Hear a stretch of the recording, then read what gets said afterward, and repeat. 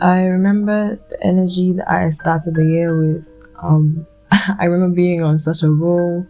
I made that video. You should check that video out, by the way. I made that video about my decisions for 2021 and how I was going to change certain patterns in my life.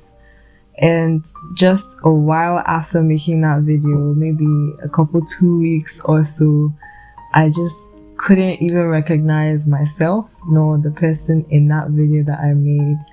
I got depressed again. Here we go again. And I ended up hating everything. I hated myself. I hated my life. I hated where I was. And in particular, I hated that video. I wanted to take it down because I couldn't agree with that video anymore because of the state of mind that I was in. I hated being alone, but I also hated being around people. And I hated school. I didn't like the fact that things were moving too fast for me, and how when something happens to you, the world doesn't really wait for you.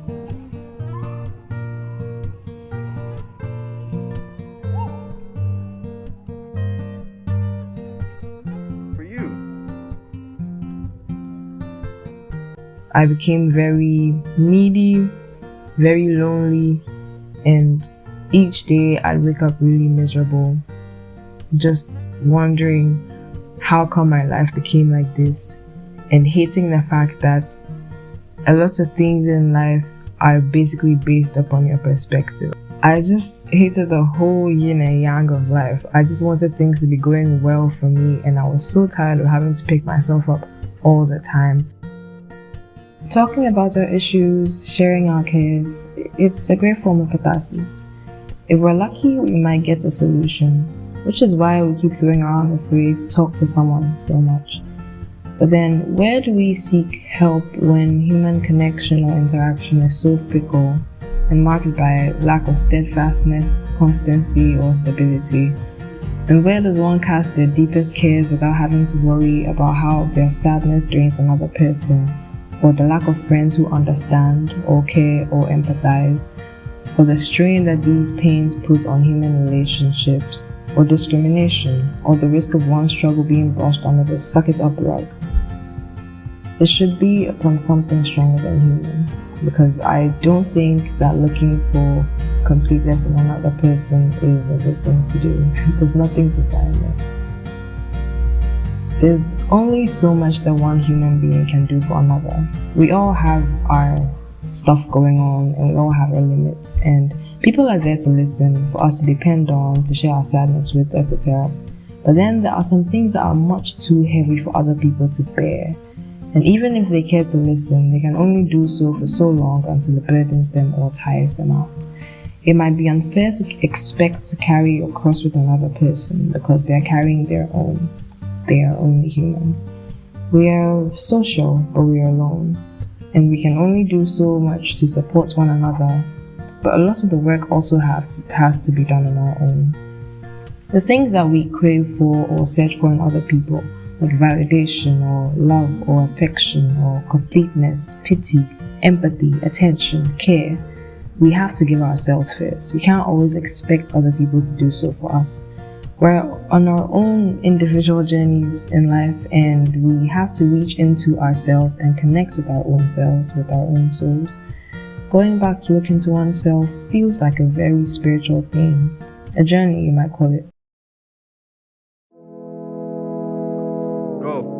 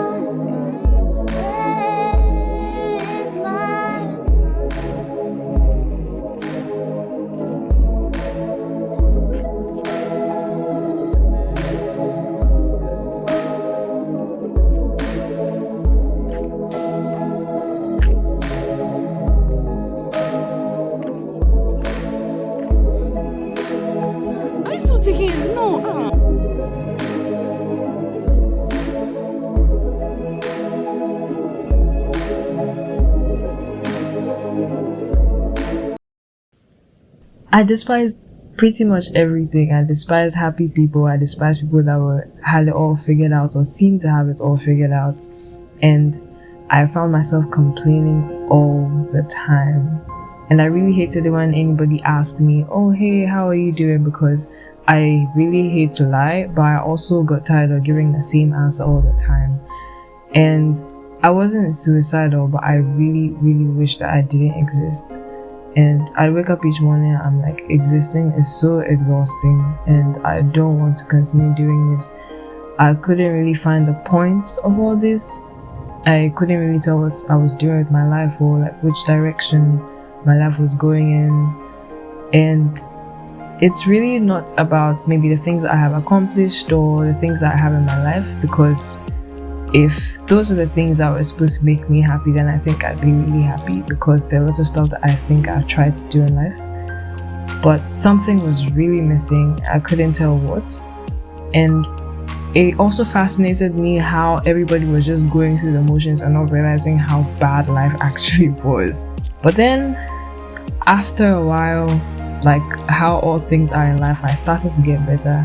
I started by working out a lot. I wanted to get physically stronger, so I started working out a lot. And I was working out mostly because I wanted to feel something, because for over a month I wasn't really feeling anything. I'd wake up and I couldn't tell how I was feeling. I hardly even cried. I was just so empty, and working out was a very good way of making me feel something, because I was feeling certain levels of pain and it felt good. It made me feel alive, and tried to change my concept of happiness, because I kept feeling like, okay, if I achieve this thing or if I get to this point, then I'll be happy. But then that's not really how happiness works, because happiness isn't really the absence of problems. It's rather the state in which you are or choose to be in despite the problems that you have. Because life, like I said, yin and yang, there's always going to be good things, there's always going to be bad things, and the way life turns out is the way that we make it. Wait a minute, some things don't work. Some things are bound to be. Some things they hurt, and they do bother me. You left your diary in my house, and I read those pages. You really love me, baby. Some things don't work. Some things are bound to be. Some things they hurt, and they do bother me. But I broke my word, and you were bound to see. Now I cried out a girl when you first said you done got to go.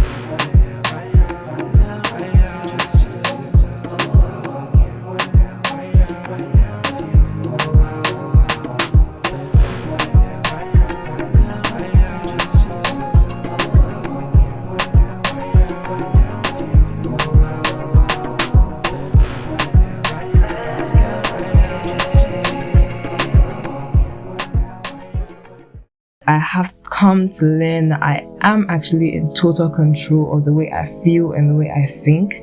And the main reason for which I was always feeling down was just because my brain and my body were used to going through the same destructive patterns.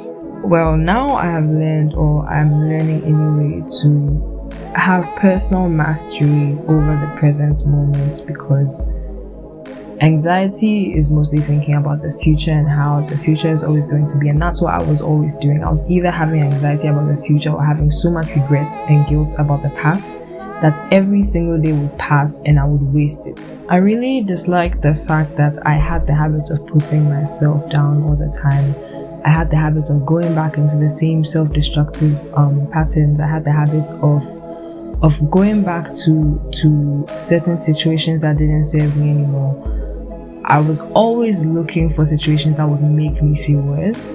I felt like I didn't have so much love in my life, and so, or love or attention or empathy in my life, and so I'd end up looking for situations that would make me feel really terrible, so that I would have something to say to get pity from somebody. I was always craving pity, always craving attention, but in the bad ways. and I'd sabotage myself so much with certain bad situations. And then when I didn't get those things, I ended up feeling worse about myself, because not only have I destroyed myself, but I also didn't get the pity that I was looking for. And I hated the fact that I said that I was going to make changes in my life, especially in that video that I made, and then I wasn't making any changes. But I've come to understand that habit is habit, and it's not something that you can just fling out in a day when you decide to change, but it's something that you coax downstairs, like one step at a time. There's something I read by Mark Twain. I'm really worried about this video, for example. I'm very worried that it's going to be very boring for some people. I'm worried that it might sound like I'm complaining, because that's all I was doing for so many days. I have spent a lot of time thinking about this video and about my YouTube channel in general. I'm in a much better place now. I appreciate things even much more now. I started writing again, and when I was finally able to finish a writing project that I had worried myself about for so many months, I finally found how happy I could be. And the joy that came from just me being able to finish that one thing, I can't even explain. It surpassed anything else that I was looking for. I have a better mindset now, and I am advancing more confidently in the direction of the things that I feel are true to me. I'm becoming more self-reliant, because I kept looking for love and compassion and attention from outside myself. I think life is about re-strategizing and resetting as many times as you need to, because that's the only way up. You sometimes have to come down to pick something on your way up, and it's necessary for growth and for, well, just becoming a better person and having a better life. I think that it's important for us to take a step back and really examine our lives and make sure that the things that we're doing are the things that are leading us to a more fulfilled way of living. I think it's important to face these things with boldness and go into what we really want to do, because boldness has genius power and magic in it. And maybe, just maybe, that might be just what we need for a fuller, happier life.